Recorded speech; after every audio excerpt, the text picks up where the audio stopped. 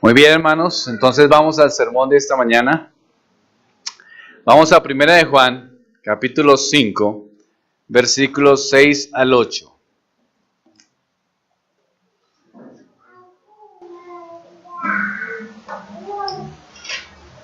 Primera de Juan, capítulo 5, versículos del 6 al 8. Este es Jesucristo que vino mediante agua y sangre, no mediante agua solamente, sino mediante agua y sangre. Y el Espíritu es el que da testimonio, porque el Espíritu es verdad, es la verdad. Porque tres son los que dan testimonio en el cielo: el Padre, el Verbo y el Espíritu Santo. Estos tres son uno. Y tres son los que dan testimonio en la tierra: el Espíritu, el agua y la sangre. Y estos tres concuerdan. Sermón de esta mañana: testigos de la verdad. Bueno, cuando estudiamos este pasaje, pensamos muchas cosas, ¿verdad? Pensamos en su terminología. El pasaje tiene una terminología que habla de cosas que de pronto podemos entender en su significado en relación a la palabra como tal, pero no en la relación al contexto o a lo que dice el texto. Es decir, podemos entender que es agua, podemos entender que es sangre, podemos entender que es testimonio, podemos reconocer que es Espíritu Santo, pero ¿por qué están relacionados todos ahí, no? Así que la sangre, el agua, el Espíritu Santo, el testimonio. De alguna manera, este texto presenta confusión al estudiarlo. ¿Sí lo hemos leído anteriormente? ¿Sí ha presentado confusión o es fácil de entender? Creo que es confuso, como que dice muchas palabras, dice muchas cosas, pero no nos es claro a qué se refiere. Ahora, lo importante aquí, lo que trataremos de enseñar, es cómo los testigos dan un testimonio de la salvación, un testimonio de vida. Juan está utilizando testigos para argumentar en relación a quién es Cristo. Está argumentando en relación a su salvación y a su obra, pero no quiere quedarse sin nada, quiere decirlo con testigos. Por eso habla de agua, por eso habla de sangre, por eso habla de Espíritu Santo. Es decir, voy a decir la verdad, pero una verdad ¿con qué? Con testigos. ¿Por qué? Porque habían muchos que no estaban diciendo la verdad, estaban engañando y tenían doctrinas cerradas, y estábamos hablando acerca de los gnósticos. Recuerden que estamos haciendo un estudio expositivo de Primera de Juan. ¿Qué es un testigo? Pues alguien que corrobora la veracidad. En este caso, el testigo corrobora la veracidad de la obra de Cristo. Ese es el punto. Nos presenta la de salvación, nos presenta la obra, pero nos la presenta con testigos claros. Dios nos ha dado testimonio de la salvación. Y para tener la salvación tengo que creer en el testimonio. Vamos entonces al versículo 6. Este es Jesucristo, dice, ¿no? Que vino mediante agua y sangre, no mediante agua solamente, sino mediante agua y sangre. Agua y sangre. Esta frase no es fácil, ni es una expresión común para nosotros. Agua y sangre. Este es Jesucristo que vino mediante agua y sangre. No es una lección para nosotros fácil porque no estamos habituados, pero para los hermanos que estaban recibiendo la carta en el primer siglo, era un poco más claro de lo que nosotros podemos entenderlo. Recordemos lo siguiente para poder entender qué significa agua y sangre. El propósito de la carta, dentro de muchos propósitos que tiene la carta de Primera de Juan, tiene un propósito de apologética. Recordamos que es apologética, ¿verdad? De defensa contra aquellos que estaban negando la humanidad de Jesús, contra los gnósticos que estaban rechazando la verdad de la encarnación. Entonces, Juan utiliza esta expresión para hacer defensa, para hacer apologética. Ahora, el mensaje cristiano es que Cristo se hizo carne. Vamos a tratar de hacer muy simple algo complejo. El mensaje cristiano es que Cristo se hizo carne y vivió una vida en perfecto agrado a Dios. El mensaje de las Escrituras es que Cristo vino a la cruz para traer ¿qué? Salvación. Dios terminó solo esto mediante la obra redentora de Cristo. Es decir, no hay otra forma de salvarse. No hay por medio de opiniones, de objeciones, de pensamientos filosóficos. Dios determinó que el método de salvación era a través de Cristo y su encarnación. Dios entonces da este mensaje sobre Cristo y sobre la salvación. ¿Pero cómo lo hace Dios? Pues dando testimonio. Él mismo es testigo de esta verdad. ¿Por qué? Porque los gnósticos decían, Dios no puede ser encarnado. Jesús no puede ser, Dios no puede ser hombre. Es como una especie de aparición. No podía ser encarnado porque no puede mezclarse con nosotros. Entonces, Juan dice, tengo un testigo a lo que ustedes me están diciendo, al problema gnóstico, que ya lo estudiamos anteriormente. ¿Cuál es el testigo? Dios mismo. Dios mismo es testigo, dice Juan. Tengo el testigo o los testigos en relación a que lo que les estoy diciendo y lo que vengo hablando en Primera de Juan, de la encarnación de Cristo, de la salvación solo a través de Cristo es verdad. No puede haber salvación fuera de Él. No puede haber salvación a través de sus ideas. Recordemos, los gnósticos pensaban que llegarían a una gnosis o un conocimiento perfecto, pero no se puede a través de ese conocimiento perfecto llegar a una salvación. Solamente a través de Cristo. Sí, bueno, Juan. ¿Cómo lo sabemos? Testigo tengo. ¿Cuál? El Espíritu Santo y carne y sangre. Interesante, ¿no? ¿Sí estamos juntos en esto? Ahora, tengo un testigo de los hombres, que es mayor que Juan, que es mayor que cualquier, pero que este testigo nos da la claridad. Es Dios mismo. Entonces dice, este es Jesucristo que vino mediante agua y sangre. La persona a quien Juan alude es obviamente Jesucristo, el Hijo de Dios. Hijo de Dios, Cristo, son sinónimos. Juan utiliza el término el tiempo pasado para indicar que venía de Jesús en un evento histórico que es irrefutable. Es decir, ¿cómo vino Jesús? Es la pregunta que está respondiendo Juan. Juan dice, por agua y sangre. Ese es el punto. Los gnósticos no decían que no era forma de venir como la que creemos cristianamente en el concepto de encarnación. Entonces, ¿cuál es la pregunta que propone Juan? ¿Cómo vino Jesús? La respuesta que él dice es por agua y sangre. Ahora, nos metemos aquí a estas palabras. Agua y sangre son fácil de comprender, ¿verdad? Entendemos qué es agua y entendemos qué es sangre. Pero, ¿qué significa agua y sangre en referencia a Jesús? Ahí es donde está lo complejo, ¿verdad? Ahora, hay diferentes posiciones y creo que es correcto que yo pronuncie las posiciones de otros teólogos en relación a este punto y a estas palabras, agua y sangre. En primer lugar, hay algunos estudiosos que vinculan los términos agua y sangre con los sacramentos, es decir, el bautismo y la Santa Cena.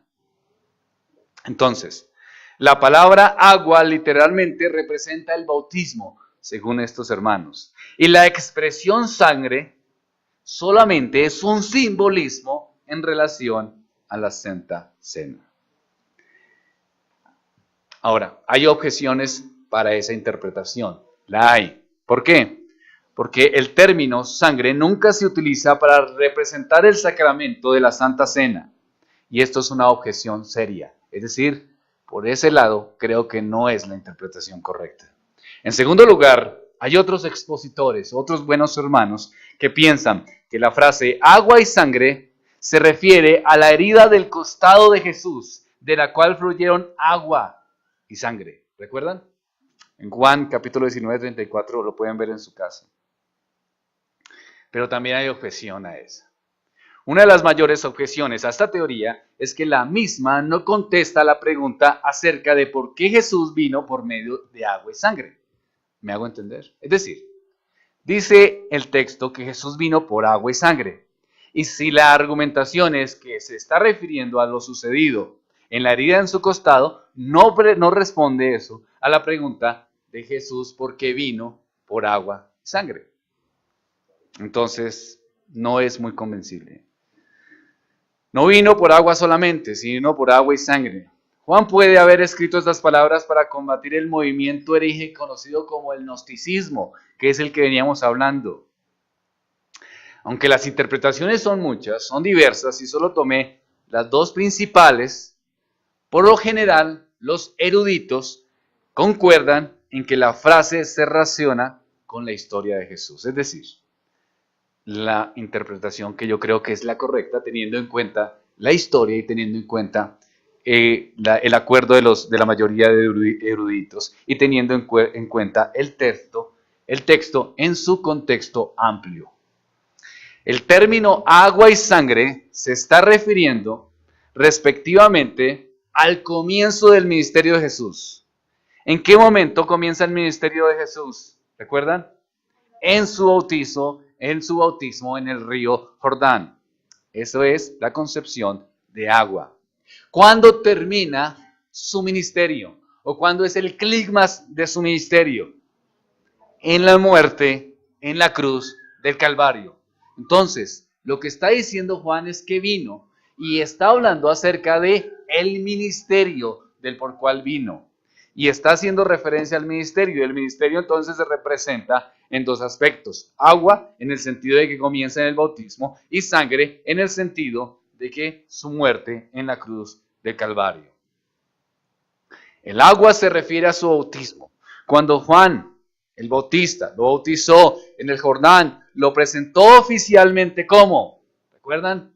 El Cordero de Dios, que ¿qué hace? Que quita el pecado del mundo. Este es, por fin ha llegado la revelación, el hombre, el Dios eterno hecho ¿qué? Carne. Este es, mírenlo, este es, aquí viene el bautismo, el Cordero de Dios que quita el pecado del mundo. El cumplimiento de las profecías, las esperanzas guardadas de los judíos y del mundo entero. Todos queríamos, anhelábamos, todo el mundo anterior, los que estaban bajo la promesa, estaban anhelando, estaban esperando un Mesías. Viene. Y Juan dice, este es. Comienza su ministerio público. Por eso es correcto cuando Juan dice, vino por agua. Pero Juan se apresura a agregar, no mediante agua solamente. Es decir, su ministerio no fueron solamente enseñanzas, sanidades, milagros, palabras. No solamente se quedó ahí, sino también mediante ¿qué? Sangre. O sea, no solamente fueron palabras, sino fue un sacrificio expiatorio en la cruz del Calvario. Vamos a recordar las herejías de Cerinto.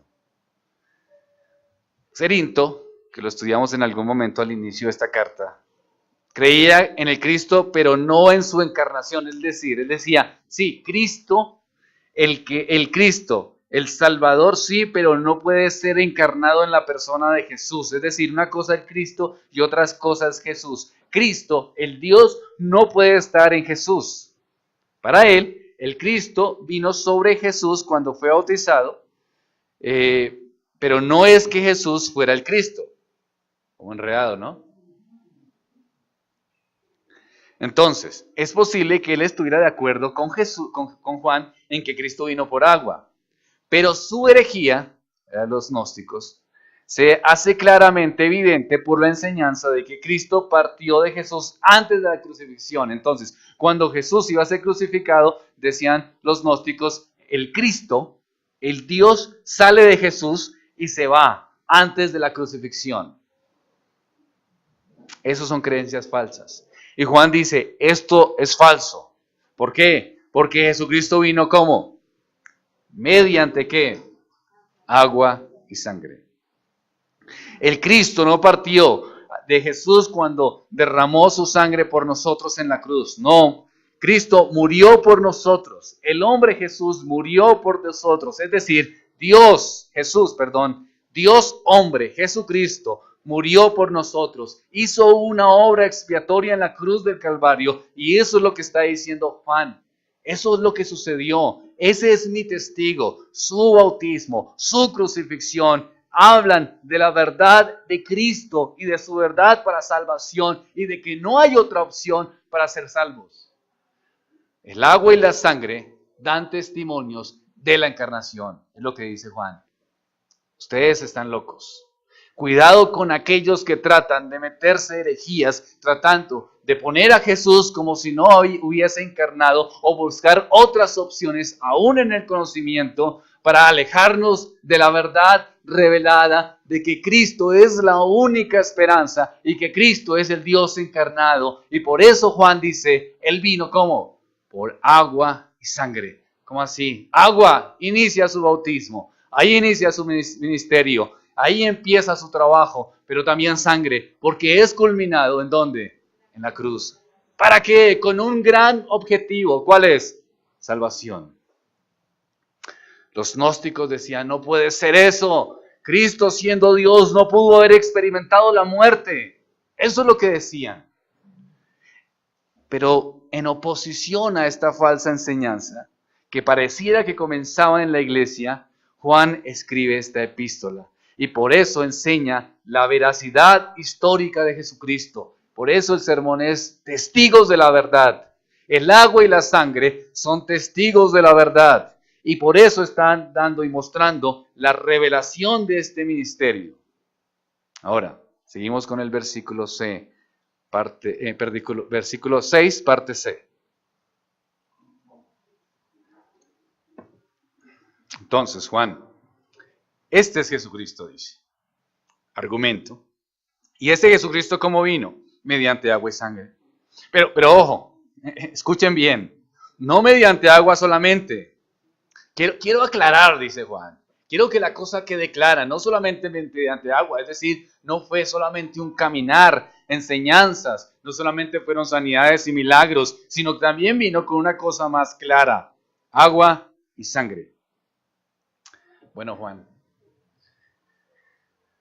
¿qué otro testigo tienes de esta realidad? Hay un testigo superior, que no pueden callar, que es más claro y estuvo con el Señor desde el comienzo, que puede dar fe de lo que estoy diciendo y lo pongo como testigo para que ustedes no crean en las falsas enseñanzas. ¿Cuál es? Y el Espíritu Santo es el que da testimonio. Bueno, ¿y por qué el Espíritu Santo? Juan responde, ¿por qué? Porque no hay verdad fuera de Dios.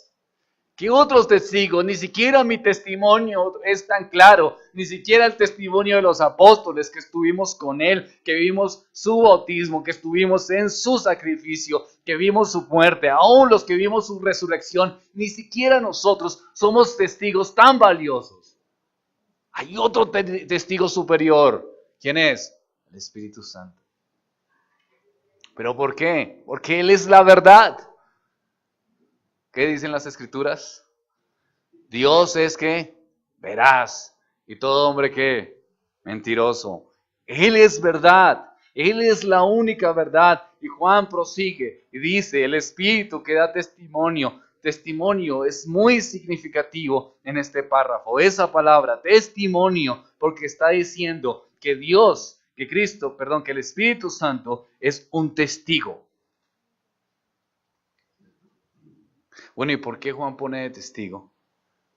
Bueno, porque sí, porque está a la luz de las Escrituras. El Espíritu apareció en forma de paloma cuando Cristo fue bautizado en el Jordán, aportando su testimonio de esta manera, pero el tiempo del verbo aquí, que lo menciona, es en el tiempo presente, cuando dice en Juan 15:26, cuando venga el Consolador, el Espíritu de verdad, Él dará testimonio acerca de mí. Y el Espíritu es el que da testimonio, dice Juan en el 5:6. Es decir, aquí hay una acción continua. Esta clase es un testimonio continuo. Cuando venga el Consolador, el Espíritu de verdad, Él dará testimonio acerca de mí.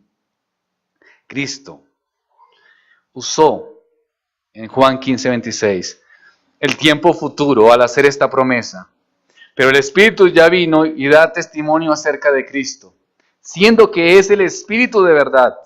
Solo puede hablar de la verdad. De modo que el que asegura continuamente acerca de la encarnación de Jesucristo es un testimonio contundente. Es el testimonio del Espíritu Santo. La declaración, el Padre, el Hijo y el Espíritu Santo juntos, los tres, son testigos de esta verdad. Ahora, ¿de qué otra verdad o por qué el Espíritu Santo es testigo de esta verdad? Porque el Espíritu da testimonio como testigo del nacimiento. Eso lo vemos en Mateo 1:20. Y pensando en esto, Mateo 1:20, he aquí un ángel del Señor le apareció en sueño y le dijo: José, hijo de David, no temas recibir a María tu mujer, porque lo que en ella es engendrado, ¿qué? Del Espíritu Santo es. Estuvo en el bautismo. En Mateo 3:16, si quieren yo doy las citas, ustedes solo la anotan, yo la leo. Y Jesús, después que fue bautizado, subió luego del agua, y aquí los cielos le fueron abiertos, y vio al Espíritu de Dios que descendió como paloma, y venían sobre él. También él es testigo de las enseñanzas promovidas, dadas. Juan 6:63 dice: y el Espíritu es el que da vida. La carne para nada aprovecha. Las palabras que yo os he hablado son de espíritu y son vida, dicho por el Señor Jesucristo. Es decir, el Espíritu estuvo en el nacimiento. El Espíritu estuvo antes del nacimiento. El Espíritu estuvo en las enseñanzas y el Espíritu estuvo en el ministerio. Lucas capítulo 4, versículo 18. Son textos que de pronto ya los tenemos en la mente. Y el Espíritu del Señor está sobre mí, dijo el Señor Jesucristo, por cuanto me ha ungido, ¿para qué? Para dar buenas nuevas a los pobres. Me ha enviado a sanar a los quebrantados de corazón, a pregonar libertad a los cautivos y visitar a los ciegos y poner en libertad a los oprimidos. Juan dice también en el capítulo 15, versículo 26, cuando venga el consejero a quien yo os enviaré del Padre, el Espíritu de verdad que sale del Padre, Él dará testimonio acerca de mí. Qué buen argumento el de Juan, ¿verdad? Qué buen argumento, ¿no? El Espíritu, dice Juan, sigue dando testimonio. Él es la verdad. Ustedes que no creen en Cristo, que no creen en su encarnación, les traigo grandes testigos, agua, sangre, pero si todavía aún no ven su ministerio, ven su obra y todavía no les satisface, todavía no creen, entonces tengo que hablarles de algo mucho mayor. El Espíritu de verdad. Qué buen testigo, ¿no? Cualquiera de nosotros seríamos testigos dudosos. Si nos llaman a cuentas, seríamos testigos dudosos. Si alguien me dice, hermano, yo tengo que ser testimonio de tal cosa, ¿qué hago yo? Sospecho. ¿Por qué? Porque no somos totalmente confiables. No somos confiables totalmente. Aunque nos conozcamos, siempre hay sospecha. Pero si es Dios, ¿hay duda? Si es Dios, es Dios. Y sabemos que su palabra es verdad. Si leemos las Escrituras, entonces vemos que su palabra es real. Entonces, eso es el versículo 6. Ahora, versículo 7. El versículo 7, aquí nos vamos a complicar.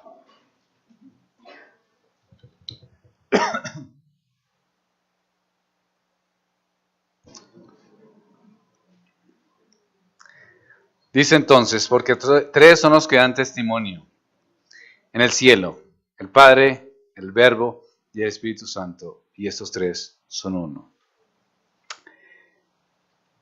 Nosotros creemos que las Escrituras son verdad y son la palabra de Dios. Claro que sí. Pero también tenemos que reconocer que la Biblia no llegó de la nada, sino que hubo un proceso histórico en la recopilación y en la transcripción de los manuscritos. Tenemos que tener clara esa verdad. Yo sé que a veces uno se imagina que fue que los apóstoles estaban ahí escribiendo y Dios le hablaba al oído y después se reunieron entre ellos y armaron la Biblia ya. No, eso tuvo una tradición histórica, un proceso.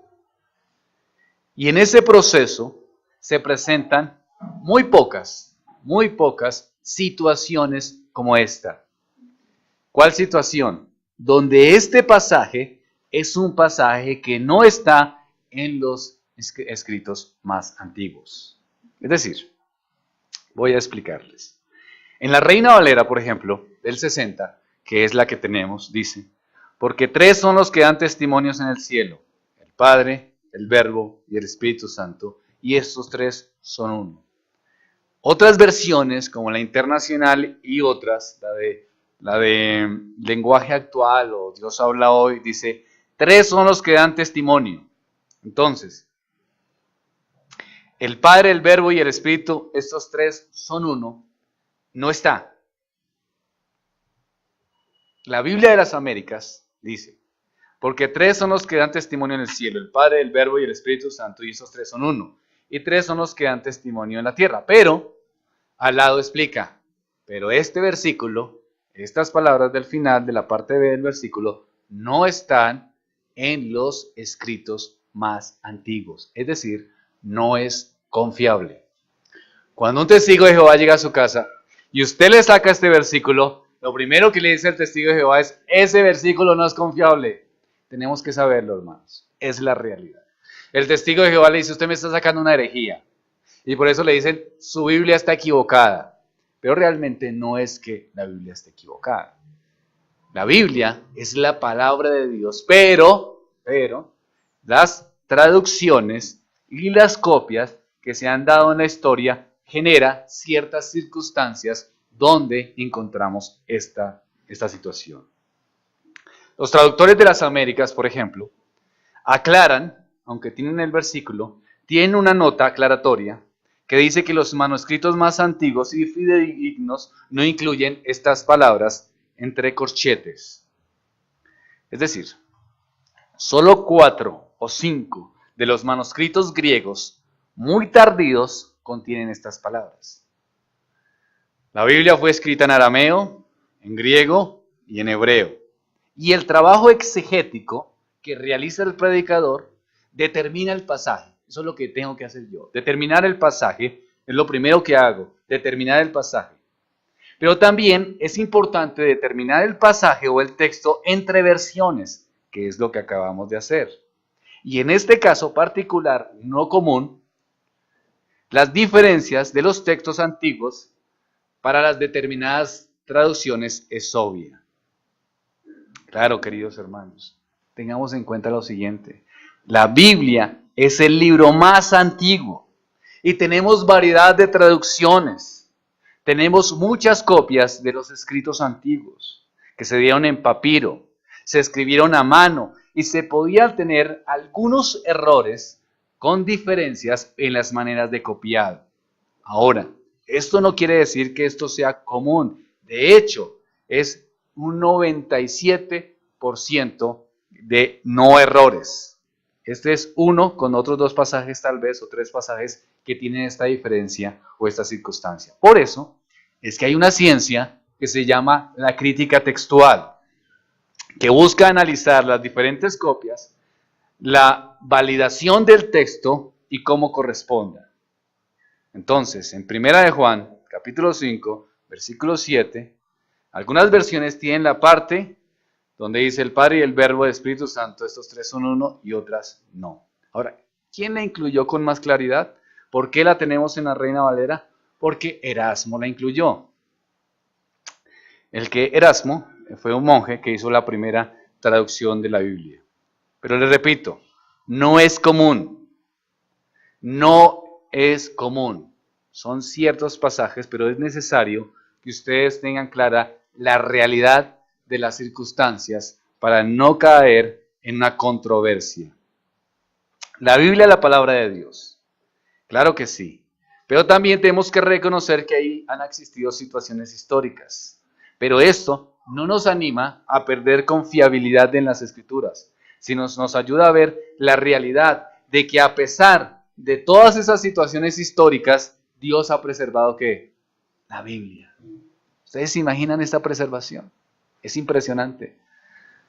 Nosotros tenemos más confiabilidad, cualquier persona no cristiana, pues, no cristiana, tiene más confiabilidad en la Biblia que en los escritos de Sócrates, por ejemplo.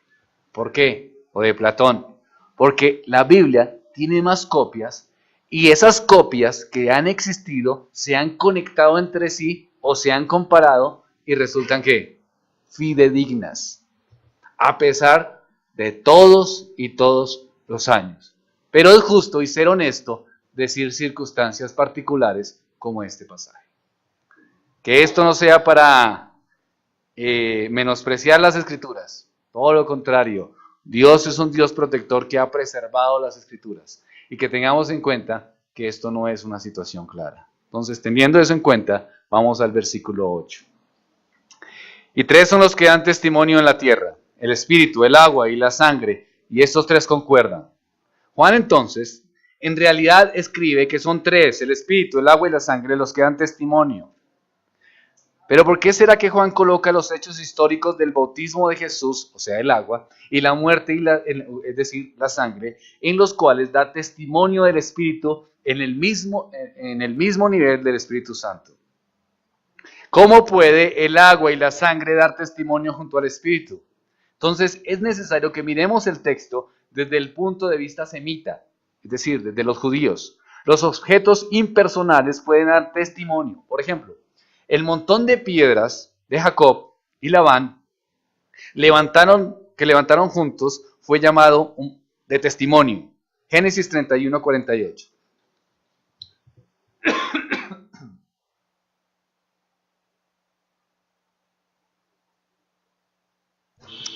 Génesis capítulo 31, versículo 48.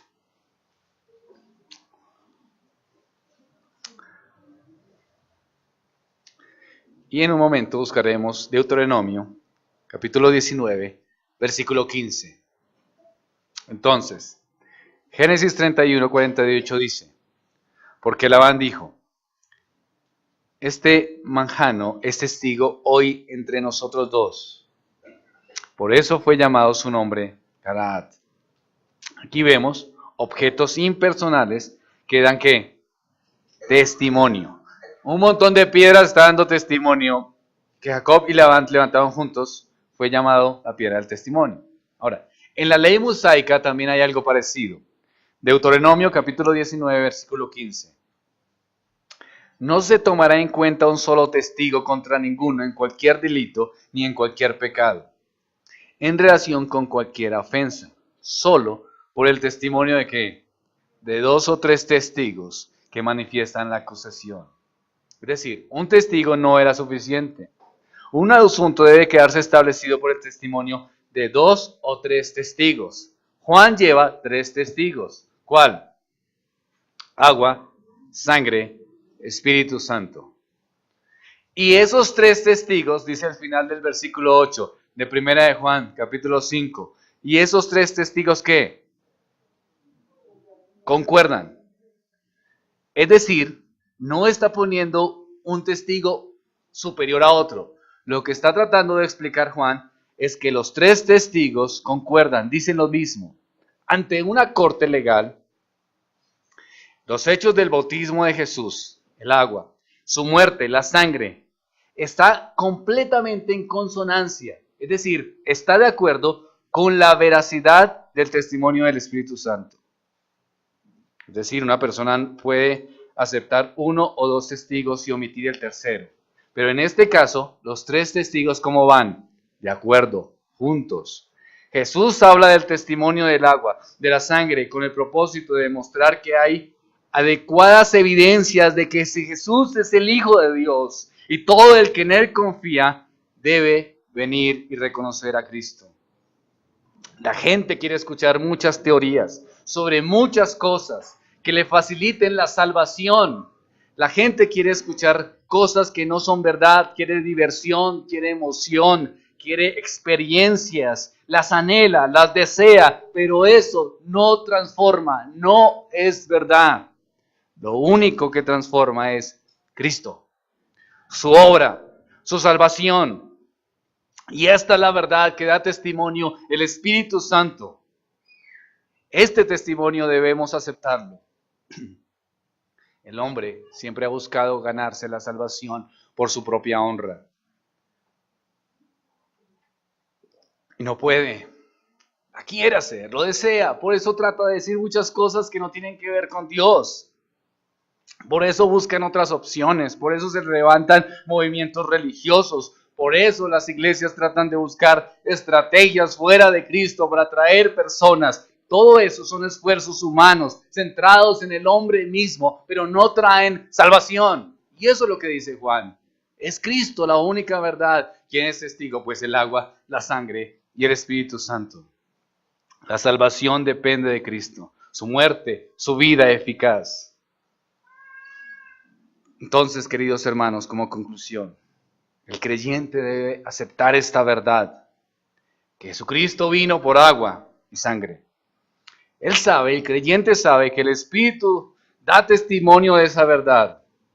Además, que el Hijo de Dios vino a limpiar a su pueblo del pecado y redimirlo por medio de su muerte, para que el creyente entonces pueda ver las verdades de su salvación y tener esperanza. Si vemos a Jesús como un mero hombre, si vemos a Jesús como un Jesús, como dice, ¿no?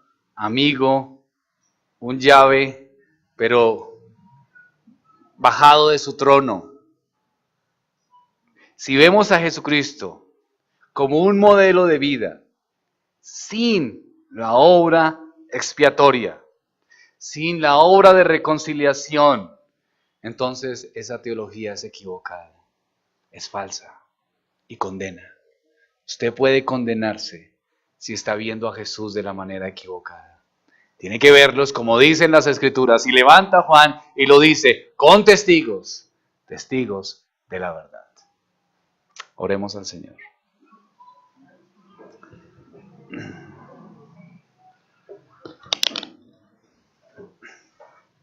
Padre de los cielos, gracias porque has sido misericordioso, bondadoso con nosotros. Al presentarnos las Escrituras de una manera tan clara, Señor, aunque pareciera difícil al comienzo.